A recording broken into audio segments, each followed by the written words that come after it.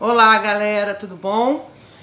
Hoje a nossa aula, o nosso tema é sobre ecologia. Ecologia é uma disciplina, uma ciência que veio da biologia. Então é uma ciência que vai estudar a nossa casa, né? Então é uma ciência que vai estudar as relações dos seres vivos entre si e deles com os fatores ambientais, com os fatores físicos e químicos. Então dentro da ecologia nós temos várias palavras e conceitos que são fundamentais nessa ciência. Um deles é o conhecimento do que é natureza, o que é meio ambiente. Existe diferença entre os dois? Sim. Quando eu falo em natureza, eu falo em tudo que é natural. Então, os seres vivos fazem parte da natureza, tá?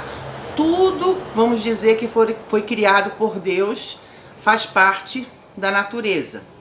Já o meio ambiente não. O meio ambiente está relacionado o que tem na natureza, que se inclui lá dentro, e também o que a gente consegue construir naquele ambiente, nossas casas, as coisas que tem, né, no planeta que a gente fez. Então você pode incluir dentro do meio ambiente.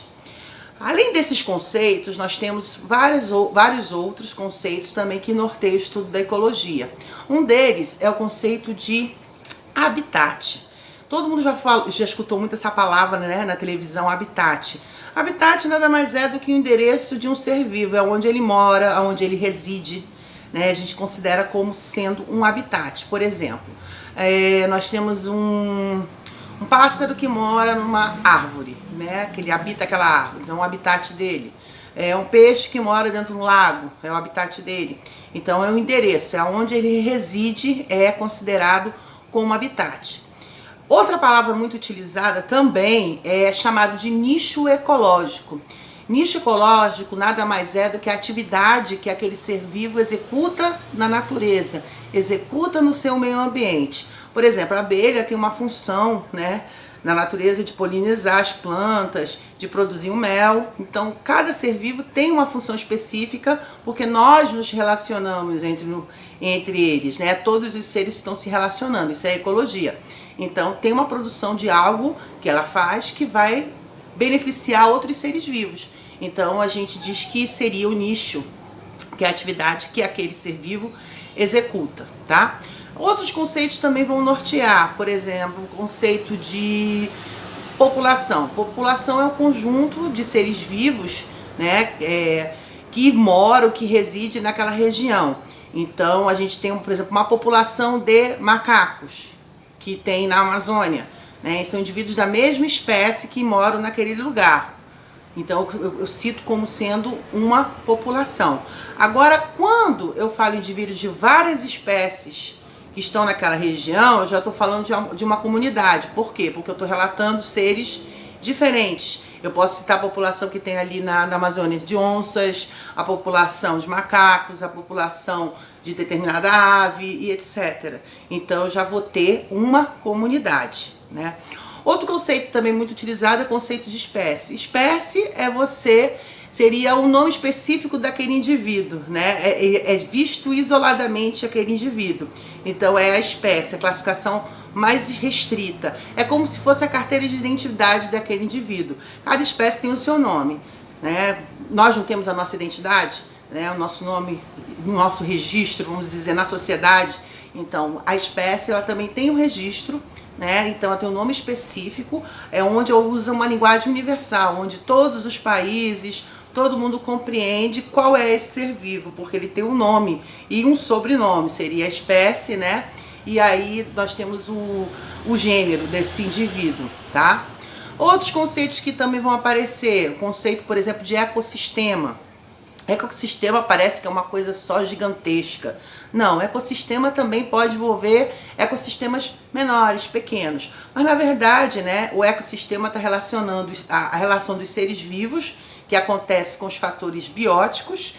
Bióticos são aqueles fatores que não têm vida, junto com os que têm vida, perdão, com os fatores abióticos que não têm vida. Então essa relação que acontece, a gente tem um ecossistema. Então, por exemplo, o ecossistema da Amazônia é um grande ecossistema. Nós temos aí vários fatores ambientais aí circulantes e mais a presença dos seres vivos ali naquela região. Mas também eu posso falar de um pequeno ecossistema que pode ser um aquário na minha casa, onde eu vou ter ali luz, eu vou ter a presença de alguns peixes, de alguns micro-organismos, a presença da água, também estou relacionando como sendo um ecossistema. Então, um conceito menor, né, para esse ecossistema. Então, até uma poça de água, eu tenho um ecossistema. Então, são palavrinhas que aparecem nesse dia a dia no conceito para o estudo da ecologia, tá? Essa grande ciência que é a nossa casa, essa relação que se estabelece com todos os seres vivos, né, e com os fatores ambientais. E essas palavras, elas estão no dia a dia da gente. Na televisão se fala natureza, meio ambiente, se fala em conservação, em preservação. Tem a questão do equilíbrio, do desequilíbrio ambiental, né? O equilíbrio é quando tudo está funcionando plenamente dentro do ambiente, onde não existe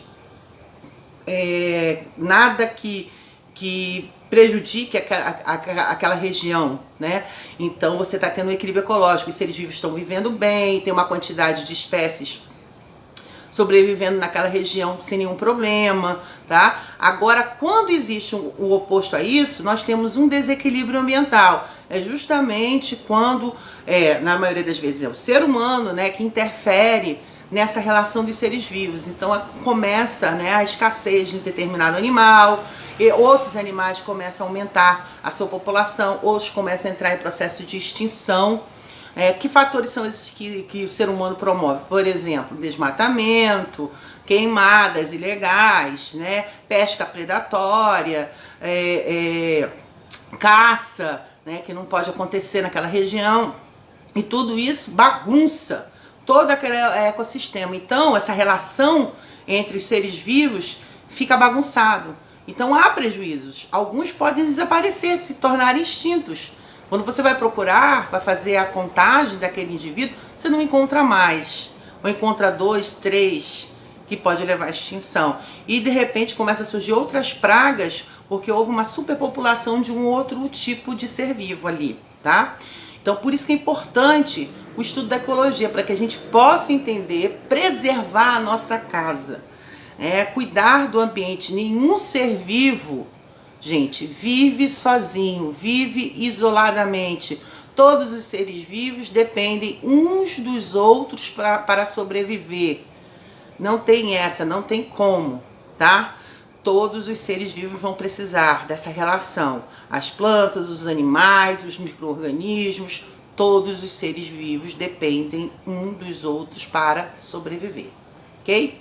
Então nós vamos ficando por aqui. Até a próxima aula. Um grande abraço. Como eu sempre digo, momento de ficar em casa, né? Cuidar, fazer o isolamento social agora. É necessário no Brasil. Nós precisamos nos preservar, tá? Então não tem outro meio para segurar essa onda que nós estamos passando se não for o isolamento social. Até que a ciência, né, consiga também avançar na pesquisa do coronavírus e que certamente a gente vai chegar numa vacina, né, e vamos conseguir realmente vencer essa etapa aí. Mas no momento que nós temos, tá? O que nós temos é o isolamento social. Por quê? Porque não podemos superlotar os hospitais, não tem médico suficiente, não tem pessoas suficientes para tratar todo mundo.